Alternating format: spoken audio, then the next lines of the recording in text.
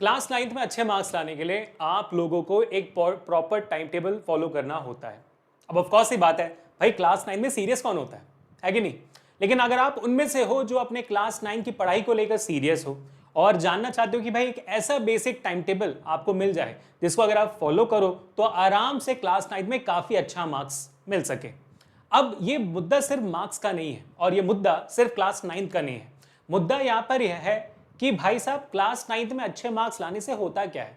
पहली बात, class nine के कॉन्सेप्ट स्ट्रांग होते हैं जिससे क्या होगा, आपका क्लास 11th स्ट्रांग होगा। क्लास 11th स्ट्रांग होने से आपका कॉम्पिटिटिव एग्जामिनेशन काफी अच्छा जाएगा अगर आप जेई या नीट का प्रिपेयर करना चाहते हो। ठीक है, इंजीनियरिंग या मेडिकल फील्ड में जाना चाहते हो, 11 12 बहुत इंपॉर्टेंट होती है। दूसरा, जितना आप कॉन्फिडेंट रहोगे क्लास 9 के एंड में, उतना ही ज्यादा कॉन्फिडेंस से आप क्लास 10 का बोर्ड एग्जामिनेशन लिखोगे, जो बहुत ज्यादा इंपॉर्टेंट होता है आपकी जिंदगी में, है ना। तो इस वीडियो को एंड तक देखिएगा बच्चों। आज मैं अभिषेक सर, आपके जानू सर, आपके एक साल लाए हैं आपके लिए बहुत ही बेहतरीन session. This Abhishek, master teacher officer Vedantu. कैसे चले बच्चों जिंदगी, कैसे हो मेरे शेरियो सब बढ़िया एकदम।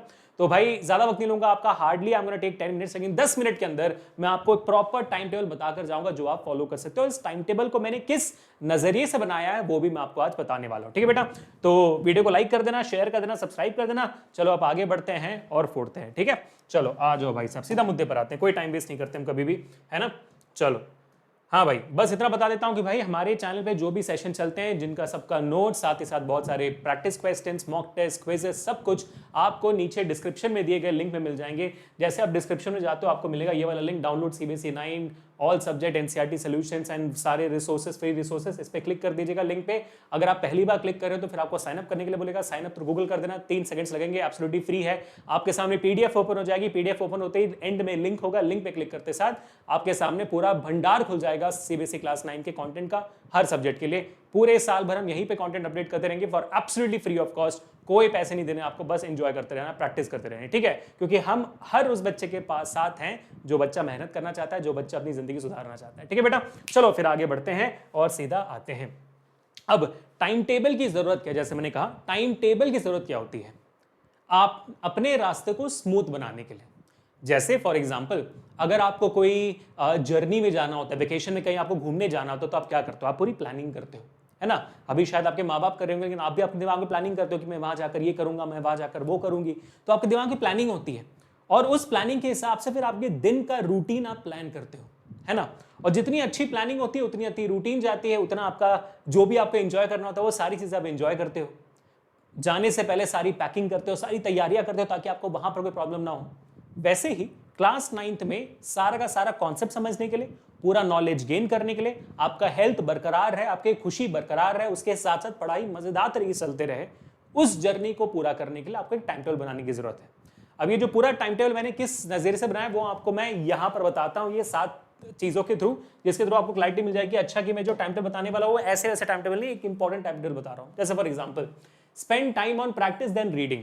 मेरा पूरा टाइम टेबल में सबसे इंपॉर्टेंट रहेगा कि भाई सिर्फ पढ़ाई नहीं करते रहे, उसमें बहुत ज्यादा प्रैक्टिस लगे, क्योंकि प्रैक्टिस की आदत हमें 9th ग्रेड से लगानी है, क्योंकि वही हमारा 10th में और आपके कॉम्पिटिटिव एग्जामिनेशंस में काम आएगा। ठीक है, उसके बाद use learning tools to revise, और ऐसी चीजें नहीं पढ़ती रहनी है भाई, बहुत सारी टिप्स एंड ट्रिक्स अप्लाई करने हैं। निमोनिक्स जैसे होते हैं, एब्रीवेशंस होते हैं, चीजों को याद करने का तरीका हमें अपनाना है। जैसे एक बहुत फेमस तरीका है ट्रिग्नोमेट्री समझने का। ट्रिग्नोमेट्री सुना होगा आपने, क्लास 10 में आप सीखोगे ट्रिग्नोमेट्री क्या होती है।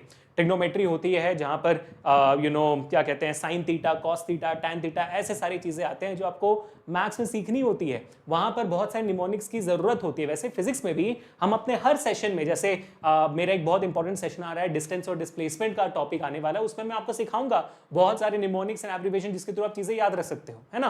तो हमारा पूरा कोर्स अभी शुरू होने वाला है और शुरू हो भी चुका है बाय द वे।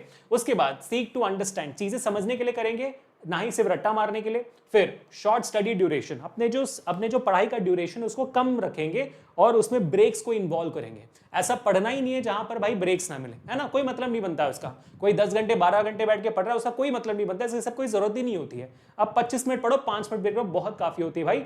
ऐसे रास्ते को अपनाएंगे जो सस्टेनेबल रहे। ऐसा नहीं कि भाई जोश में आके 4-5 दिन जिम जाते हैं और उसके बाद फिर छोड़ देते हैं पूरे साल, ऐसा नहीं। ऐसी चीज जो सस्टेनेबल रहे। 2 दिन कुछ खाए नहीं, फिर भूख लगने लगी, फिर धमाका दे तनातन खा दिया, है ना, तो फिर क्या हुआ, फिर जो वेट लॉस हो तो वेट और 4 गुना गेन हो गया। तो ऐसी चीजें नहीं करेंगे, जो सस्टेनेबल है वही चीज करेंगे, जो पूरे साल चलती रहे। तो जिंदगी भर चलती रहे, है ना। वैसे sticking to the study plan, जो स्टडी प्लान अभी समझेंगे हम उसमें स्टिक करते रहना है, वो कंसिस्टेंसी चाहिए होगी, बिना कंसिस्टेंसी के भाई हमारा चैनल नहीं चलेगा, आप कैसे चलोगे, है ना। वैसे maintain health and good sleep, आपके खुशी, आपके नींद और आपके हेल्थ से कोई कॉम्प्रोमाइज नहीं होगी। मैं ऐसा बंदा ही नहीं हूं जो आपको कहेंगे भाई 15-16 घंटे पढ़ना, 24 घंटे पढ़ना, ऐसी चीजें ना मैं मोटिवेट करता हूं, ऐसी चीजें मैं ना इंकरेज करता हूं। मेरा आपको कोई भी मोटिवेशन नहीं दिखेगा क्लास 9 चैनल पे जहां पे मैं बोल रहा हूँ 15-16 घंटे कैसे पढ़ने होते हैं, सुबह 3 बजे कैसे उठने होते हैं, नींद को कैसे मारना होता है, वो सब चीजें मैं नहीं करता, क्योंकि वो सब बेकार की बातें, बेफालतू बातें हैं वो सारे। क्योंकि भाई हर बच्चे को 8 घंटे की नींद जरूरी है, उसके अलावा कुछ भी करना आप करो, नींद बहुत जरूरी है, ठीक है बेटा। उसके बाद switch between focused and divergent thinking, ये कैसे करना होता है मैं आपको टाइम टेबल के थ्रू समझाता हूं, तो आपको समझ में आ गया कि भाई बेसिकली हमारा जो पूरा टाइम टेबल बनेगा अभी वो किस बेसिस में बन रहा है। इसमें ऑफ कोर्स ही बात है आपका स्कूल का टाइमिंग, आपका स्कूल जाने का, आपका स्कूल से वापस आने का, आपका ट्यूशन का टाइमिंग वगैरह मैं कोशिश कर रहा हूं कि इंक्लूड करते हुए आपको टाइम टेबल बताऊं जो आपके टॉपर्स फॉलो करते हैं, ठीक है बेटा। पूरे ध्यान से देखना, बस 5 मिनट और, ठीक है। कोई भी डाउट हो तो मुझे कमेंट सेक्शन बता देना, क्योंकि ऑफ कोर्स ये सेशन जो है लाइव नहीं है, तो आपकी कमेंट से मुझे समझ में आएगा कि भाई ये कितना दमदार टॉपिक है, ठीक है। अब देखो ध्यान से जो मैं बात करने वाला हूं, ये आपका टाइम टेबल, ठीक है। तो आइडियली मेरे ख्याल से आपका जो स्कूल है वो 7:30 8:30 के आसपास शुरू होता होगा, सुबह 6 बजे तो आप आराम से उठते होंगे, है ना। तो 6 बजे आराम से उठिए, मैं कुछ नहीं चाहता आप करो, 6 बजे आराम से उठो। उसके बाद अगर आपके पास वक्त है 6:30 से 7:30 तक का वक्त है, तो आप थोड़ा सा मतलब 6 से 6:30 अपने दिनचर्या के काम करिए, ब्रश वश करिए, मुंह वो धो दीजिए और थोड़ा सा क्या कहते हैं हल्का वल्का हो लीजिए। सब कुछ होने के बाद 6:30 to 7:30 ब्रेकफास्ट खाने के दौरान जो पिछले दिन पढ़ाया गया था उसको थोड़ा सा पलट कर देख लीजिए, रिवीजन हो जाएगा आपका बहुत जल्दी से। हो सकता है कि जिस दिन आप स्कूल जा रहे हो उस दिन टीचर्स पिछले दिन जो पढ़ाया था वो पूछ ले कुछ, तो जरूरी होगा कि भाई यहाँ पर आप कर लो। साथ ही साथ कुछ होमवर्क वगैरह करना है तो करना जरूर, लेकिन इनमें से अगर कुछ नहीं होता है तो प्लीज जरूर ब्रेकफास्ट खाते वक्त अपने माँ बाप से जरूर बात करना, ये बहुत इंपॉर्टेंट है बेटा। आजकल के जमाने में मैं देख रहा हूँ कि भाई माँ बाप से हम बच्चे दूर होते जा रहे हैं, जो बहुत बहुत बुरी बात है। माँ बाप से बात करना, क्योंकि उनके लिए भी आपका जो स्कूल का फेस है बहुत सुनहरा फेस है, आपके लिए भी स्कूल का जर्नी बहुत सुनहरा है, क्योंकि इसके बाद आप कॉलेज जाओगे तो माँ बाप से अलग हो जाओगे। अब समझ रहे हो, कुछ ही साल की बात है और 2-3 साल की बात है और फिर आप अलग हो जाओगे, फिर अपना रहना शुरू करोगे। तो ये 2-3 साल ही है जहां पर आप अपने माँ बाप के साथ खुश रह सकते हो, क्योंकि अभी प्रॉब्ली वो भी जवान है ना। 2-3 साल बाद फिर आप जैसे जाओगे दूर हो जाओगे, फिर उनकी जवानी बुढ़ापे में बदलेगी और आप जवान होते जाओगे, तो समझ रहे हो। तो थोड़ा सा मैं इस मामले में बहुत ज्यादा इमोशनल हूँ, बहुत ज्यादा भावुक हूँ इस मामले में, कि पेरेंट्स को भी उतना ही इंपॉर्टेंस आपको देना चाहिए, है ना। मुझे समझ में आता है कि अभी दोस्तों से ज्यादा प्यार होगा और दूसरे लोगों से बहुत ज्यादा प्यार होगा, लेकिन पेरेंट्स से इतना प्यार मिल सकता है भाई वो किसी और से नहीं मिलता है।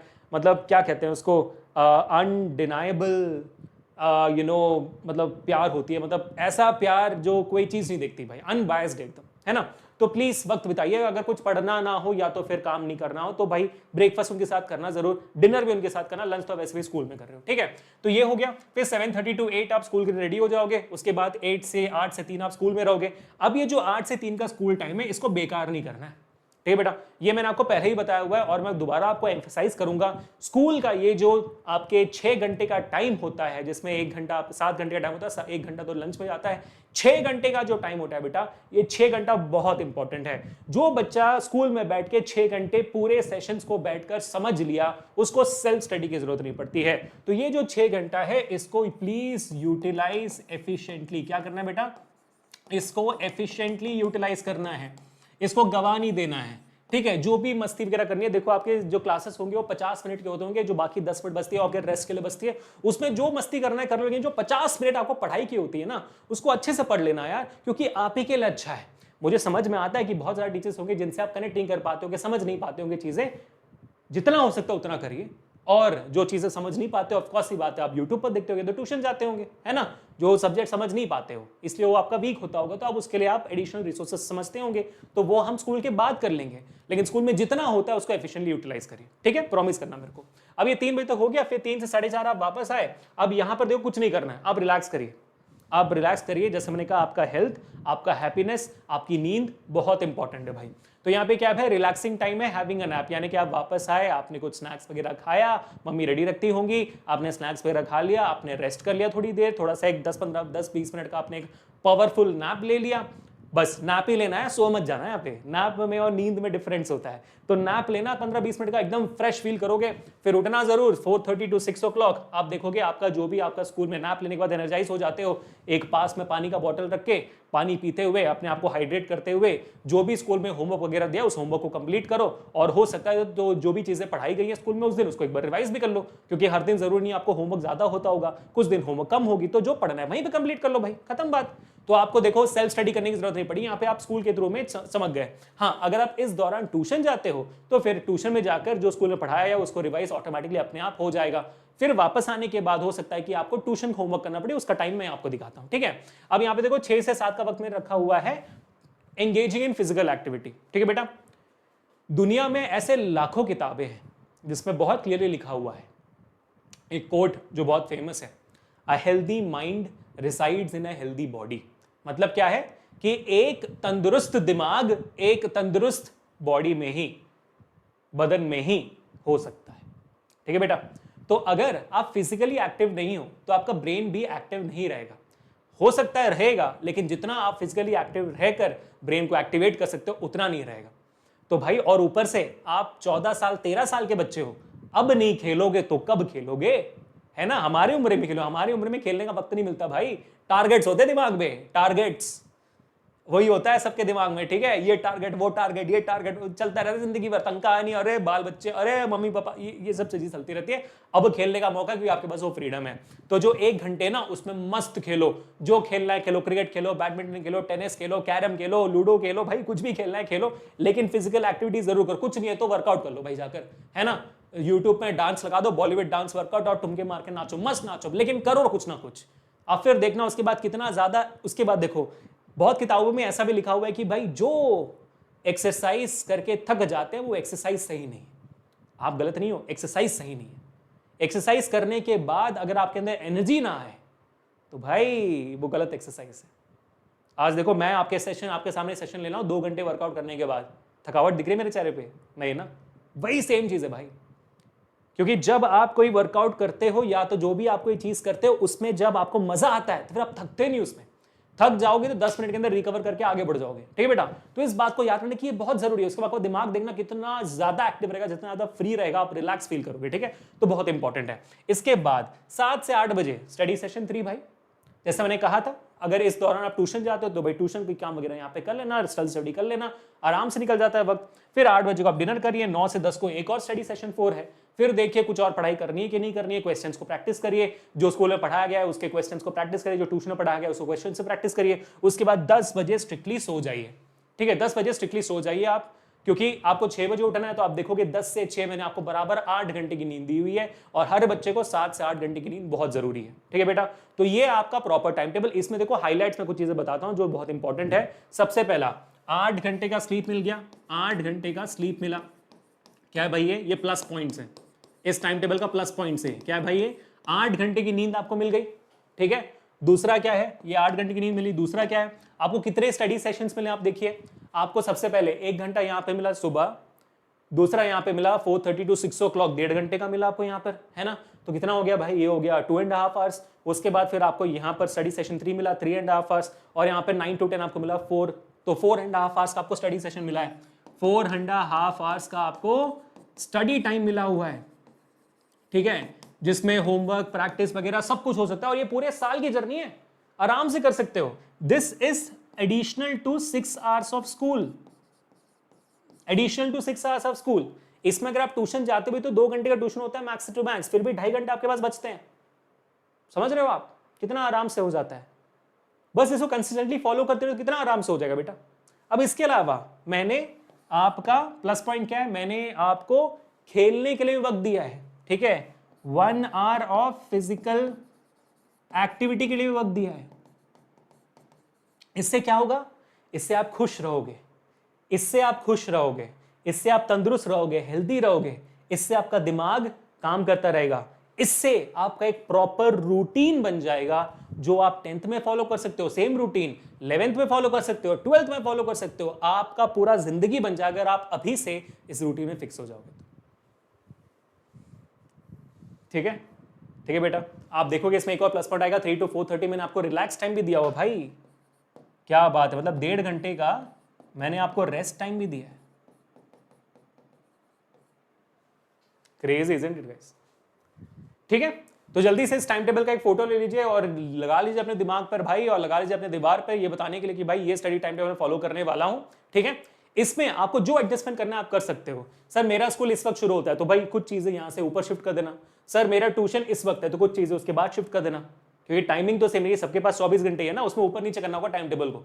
ठीक है, तो बेटा बस एक चीज हमेशा याद रखना कि अभिषेक सर आपके साथ इस क्लास टाइम की जर्नी में पूरे रहेंगे। क्लास 10th में रहेंगे, नीट प्रिपेयर करोगे तो नीट में भी रहेंगे, 11th और 12th के लिए भी रहेंगे। ये हमारा 4 साल का जर्नी है, साथ में पूरा करेंगे और ऐसे दिखाएंगे दुनिया को कि दुनिया में आग लग जाएगी। हर एग्जाम को ऐसा लिखेंगे कि भाई दुनिया देखती रह जाएगी।